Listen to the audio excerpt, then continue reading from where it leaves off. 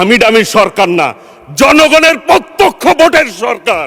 যারা জনগণ থেকে প্রত্যাখ্যিত তাদের সাথে বিএনপির তুলনা করেন। আমিও কথাবার্তায় ভাব বুঝি না, সংসদে কয় এক কথা, বাইরে যায় কয় এক কথা। মাননীয় স্পিকার, এইটা কিন্তু 8 সালের নির্বাচন মার্কা সরকার না, এটা 14 সালের নির্বাচন মার্কা সরকার না, 18 সালের নির্বাচন মার্কা সরকার না, এটা 24-এর সরকার না, আমি ডামির সরকার না, জনগণের প্রত্যক্ষ ভোটের সরকার। কাজেই হিসাব করে পথ চলা উচিত। কথায় কথায় বলে ফেলেন, নিঃশেষ করে দিবেন কাদেরকে, নিশ্চিহ্ন করে দিবেন কাদেরকে।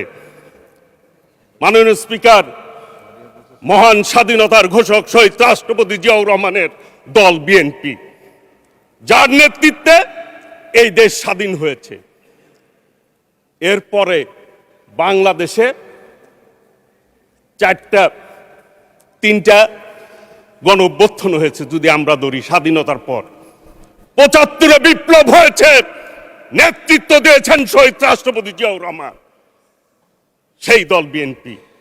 90-এ একটি গণ আন্দোলন হয়েছে, তার নেতৃত্ব দিয়েছেন দেশনেত্রী বেগম খালেদা জিয়া। আর 24 আন্দোলন হয়েছে, নেতৃত্ব কে দিয়েছেন? মাননীয় প্রধানমন্ত্রী সহ বাংলাদেশের আপামর জনতা। সেটি কিন্তু আমাদের মাননীয় প্রধানমন্ত্রী সবাইকে সম্পৃক্ততার কথা বলেছেন। যারা আমিডামি নির্বাচন করে, যারা জনগণ থেকে প্রত্যাখ্যিত তাদের সাথে বিএনপির তুলনা করেন। এই জন্য বললাম মাননীয় স্পিকার,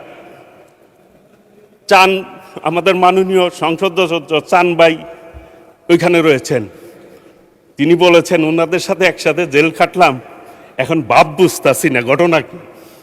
মাননীয় স্পিকার, আমিও কথাবার্তায় ভাব বুঝি না, সংসদে কয় এক কথা, বাইরে যায় কয় এক কথা। সেই জন্য আমি আপনাকে জিজ্ঞেস করছিলাম আমি মুনাফেক বলবো কিনা। যেহেতু আপনি না করছেন, আমিও আর বললাম না। একটি কথা বলতে চাই, এই 2 মাসে বিএনপি যে কাজ করেছে, যে কাজে হাত দিয়েছে, অন্য কোন সরকার মাননীয় প্রধানমন্ত্রীর জায়গায় থাকলে এই ধরনের সাহস করতো না। মাননীয়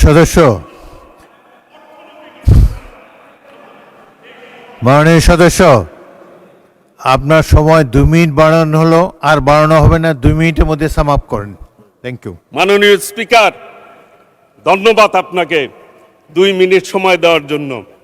আপনার এলাকায় আমি নির্বাচন করতে গিয়েছিলাম, উপনির্বাচন, সেই জন্য আপনি 4 মিনিট দিতে পারতেন আমাকে।